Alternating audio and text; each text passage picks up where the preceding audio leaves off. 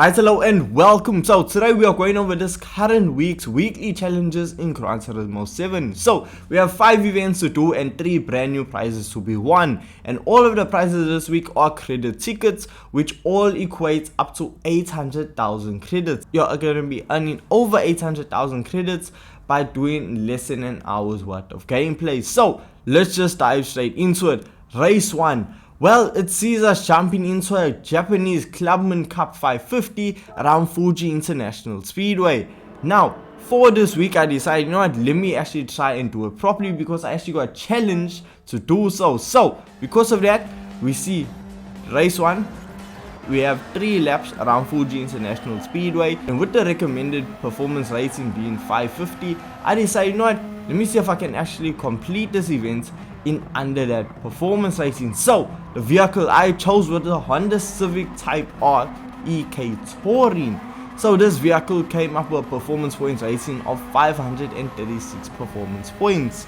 Now in this event you are gonna come up against Evo, Supra, Skylines and even an NSX.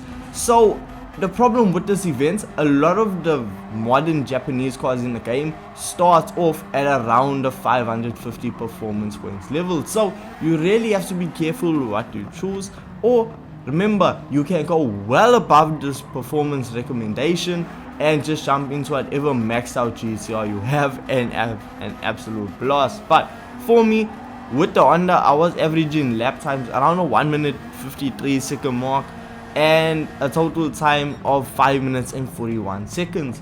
Overall, the event was quite fun. I enjoyed it and it had a bit of a challenge, but overall it wasn't to say it was difficult because the Honda Civic was able to just have more than enough speed on straightaway and still be decent to a corner. So race 1, a really good addition and a very fun event. Race 2 is a World Rally Championship around Sardinia Windmills. This event has a 700 performance points limit, so your vehicle has to be under 700 performance points. Now this is a 5 lap event. There's going to be 12 cars on circuit, so very populated for a very tight circuit. But the thing is, depending on what Group B vehicle you go for, it's going to make all the difference. For me, I jumped into the Audi Quattro Pikes Peak. Now I know this is a legendary vehicle and you can't just go out and purchase it, but if you do it in any Group E vehicle that can be purchased from Grand Central, it's still not that difficult of an event. So with me, I was averaging lap times around the 1 minute 17 second mark, which frankly isn't that fast, but as I said, I was dealing with traffic on circuit, and it overall equated to a total time of 6 minutes and 25 seconds. So not really that long of an event, but still a decent event.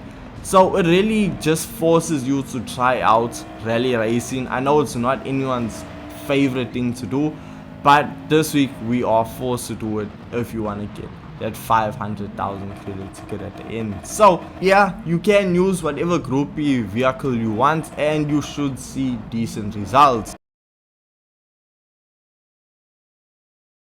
Race 3 is the limited time or the special event, and we see this is a one make race for the Lamborghini Urus around Tokyo Expressway.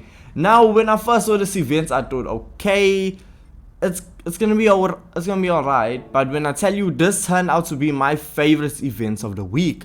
I forgot how good the Lamborghini Urus actually is, because this vehicle produces over 1000 horsepower, and yes, it does have a bit of weight to it, but around Tokyo Expressway it's just absolutely fantastic.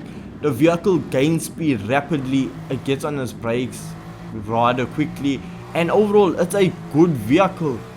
And one thing I absolutely loved about it was the anti-lag system on the car. The amount of flames that this car was spitting was just honestly legendary. So this event, as I said, it's a one make race using the Lamborghini Urus. It's super fun around Tokyo Expressway. I was averaging lap times around the 1 minute 53 second mark, and that meant overall I finished the event in just under 7 minutes and 40 seconds. So a bit more of a lengthy event, but it's still quality, and I enjoyed this event so much. race 4, this sees us head on over to a Vision GT trophy. I know everyone's favorite event. Event has a 850 performance points limit, so your vehicle has to be under that mark. So sadly, you can't use a Tomahawk Vision GT.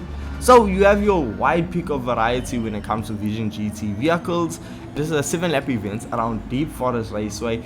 And when I tell you I picked the Skoda Vision GT, and this vehicle was absolutely fantastic, but this event was more difficult than I expected because it took me, it's a 7-lap event, and only by the 5th lap did I actually catch up to first place.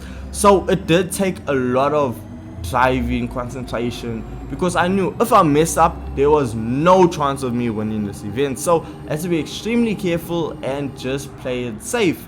And luckily for me, the Skoda Vision GT had enough power to really make up ground on the straightaways if I lost some time in the corners. So Skoda Vision GT, I honestly think is the go-to pick for this event. It's so fun, and yes, it is futuristic. I know a lot of people don't like Vision GTs, but once again, just like the rally event, this is a mandatory one if you want that 500,000 credit ticket. So yeah, overall I was averaging lap times around the 1 minute 22 second mark, and I ended off with a total time of 9 minutes 36 seconds for this event. So yes, a bit more of a lengthy event, but when I tell you, you are gonna want those extra few laps to just get you closer to first place. Race 5 sees us head on over to Dragon Trail Gardens Reverse because we are tackling a WTC 700. Yes, so this is a 10-lap event that honestly was quite fun. Now the vehicle of choice for me was the Renault Megane Trophy Group 4 vehicle. Now we are going head to head against Group 4 vehicles, so as long as you have a vehicle that can go under the 700 performance points limit, you should be good to go. So if you want to jump into, for example, a Nissan R92 CP or just an engine swap build, well, you can just play this race on easy mode. It's going to be an absolute breeze, but I decided, you know what, let's do an actual challenge and see how hard it is. So with the Megane Trophy Group 4, I jumped into the event straight onto fuel map level 6 and went as far as I could, and it actually lasted me up until the end of lap 9. Now the thing is, I was playing with automatic transmission, so if you do play with manual and you short shift, I don't think you're even gonna need to refuel a single time in this event, because I just had to go in at the end of lap 9, fuel up just enough to complete 1 lap, and then that was a race over. So if you do some fuel saving techniques, by all means you can complete this race as a no-stop run, especially with the racing hard tires that's on the vehicle. It honestly, you can pull the entire event. I never switch tires. The racing hard tires last way longer and can still go more than the 10 laps, but since we only need 10 laps, that's what we're gonna do. I was averaging lap times around the 1 minute 40 second mark, which I was getting faster and faster as I was going, because this in fact was the first time I actually raced around the circuit in reverse. So it took me a bit of learning, but anyway, we still got the win, which is the main thing. And overall time, it took me 17 minutes and 2 seconds to complete this event. The longest event out of all 5, but honestly the most rewarding.